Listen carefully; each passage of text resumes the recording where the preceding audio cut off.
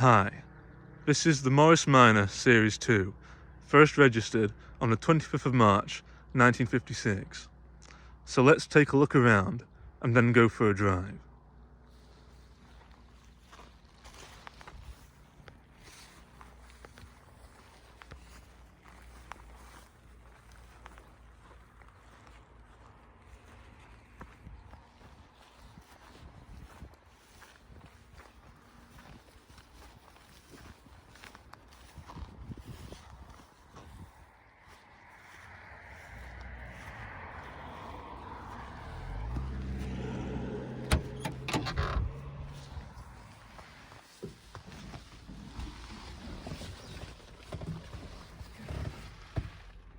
Here's a dashboard, far simpler compared to what you'll see today on modern cars, of course, with only 4 controls there.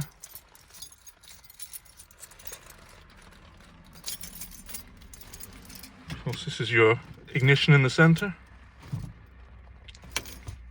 From left to right, we have the choke, your wiper switch, your light switch, and a pull start separate to the ignition.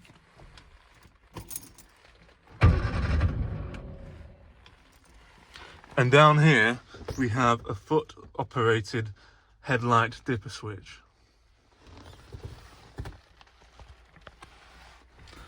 The Morris Minor has 4 speeds plus reverse.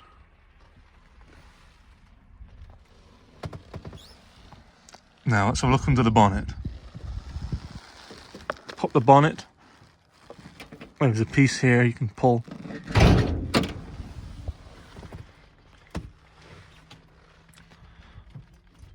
Also, this Morris Minor is fitted with the early semaphores or trafficators for direction signalling, operated by this early type Lucas switch.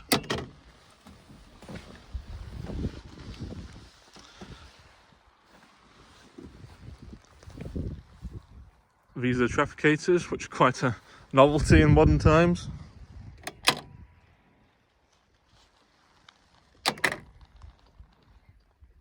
Quite reminiscent of the old hand signals of the day. Just turn off the ignition. However, I did find it sensible to fit modern flashes to the front and back of the car to help drivers who don't look for trafficators. Just open the latch here.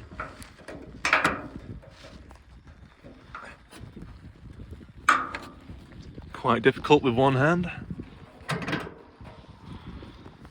And here is the extremely spacious engine bay. Plenty of room to work on the car yourself.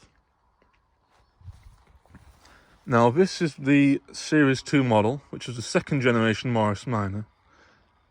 This car originally had an A-Series 803cc engine, but has been swapped to a 948cc engine, which was included in the Morris Minor 1000 model from October of 1956, which looks almost identical, but has a bit more oomph and makes the car just that bit nippier.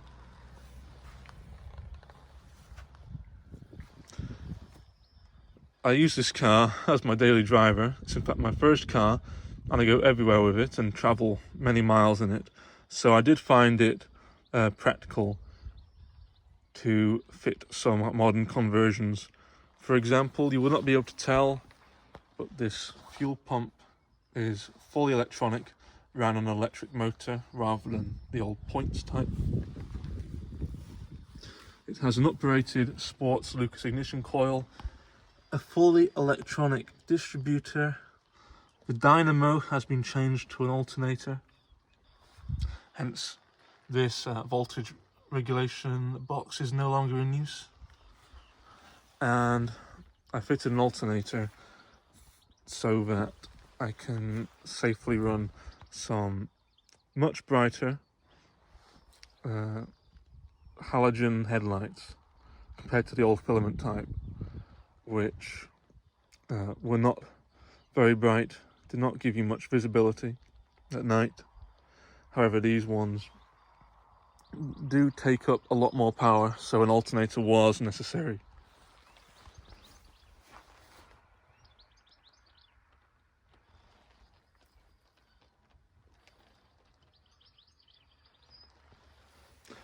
This car is very, very easy to work on.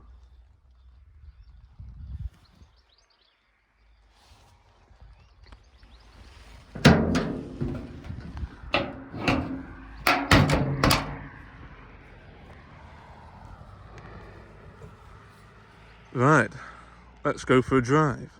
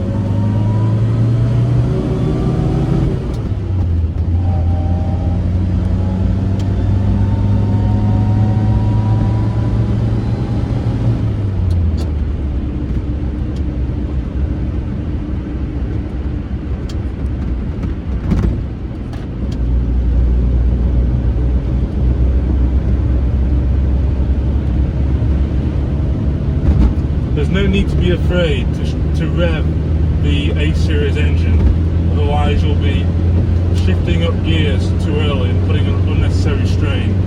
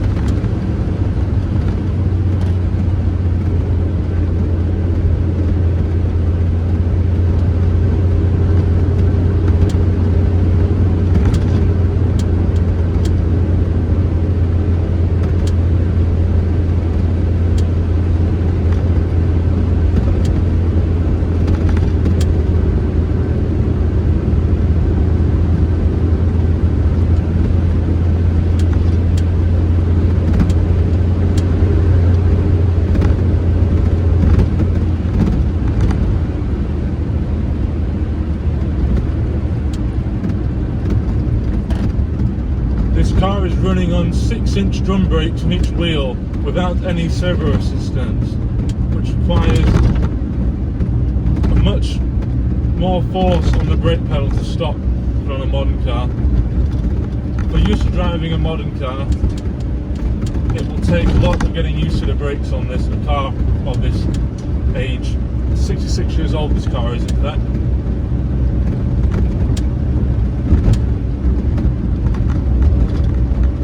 However, this is pretty much the only car I drive, so I'm fully in tune with this car. I think if I went into a modern car myself,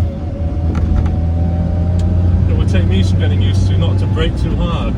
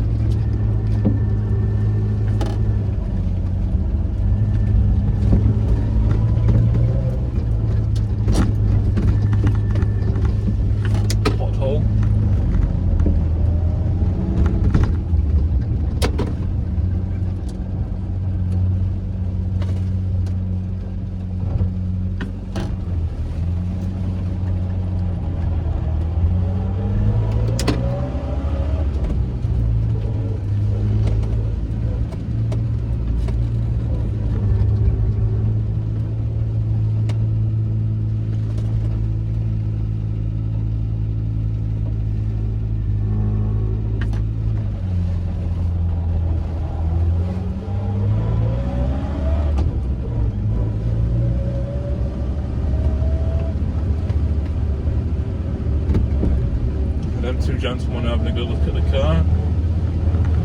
Probably used to own one, or knew someone who did.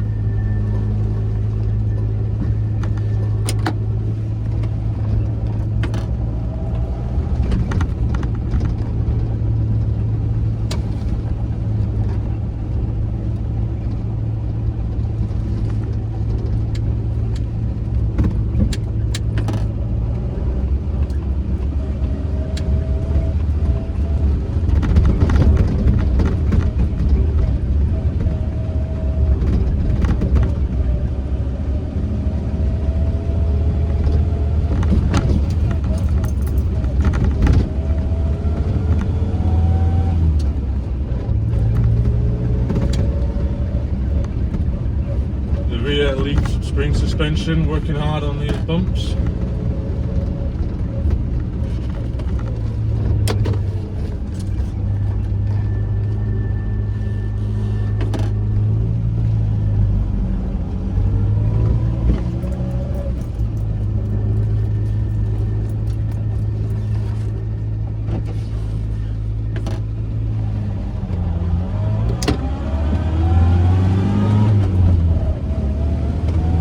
Being a 1950s car, there's no synchromesh on first gear, meaning you cannot shift into first gear unless your car is absolutely stationary. However, this car is very low geared, meaning you only really need to go into first gear if you're starting on a hill. This car will start in second gear without struggling.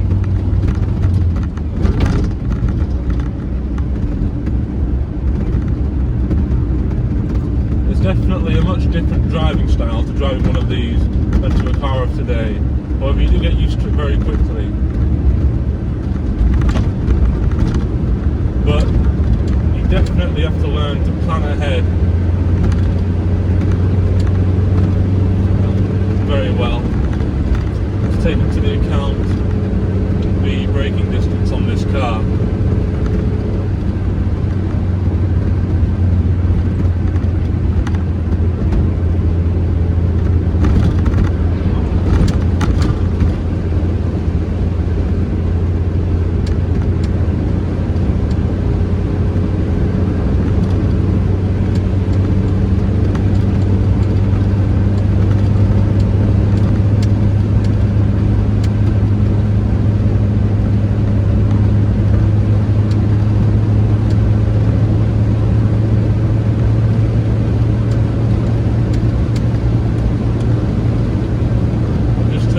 Lights on mid beam.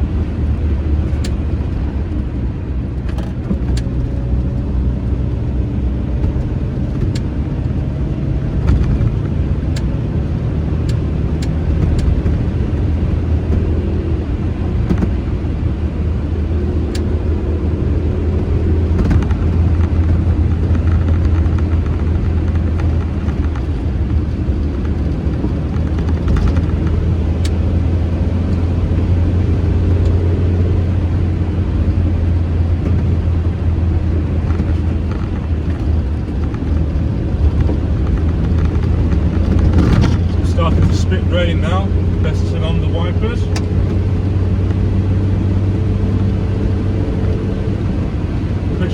a far better job than I'd ever hoped for them to do.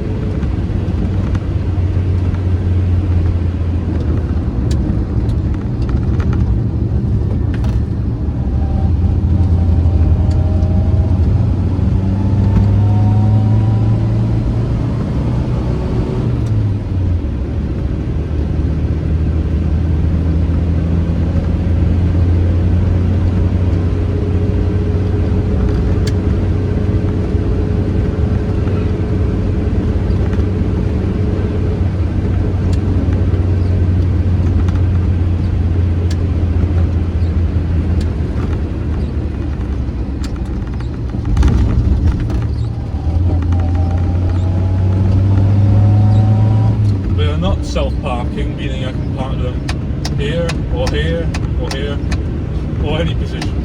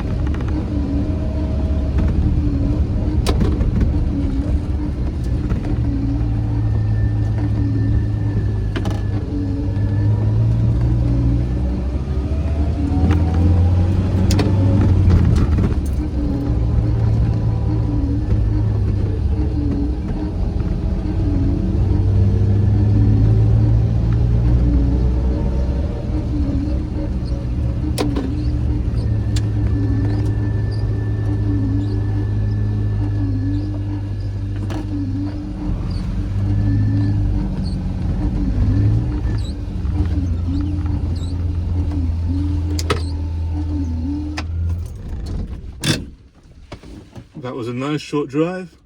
Thank you very much for watching.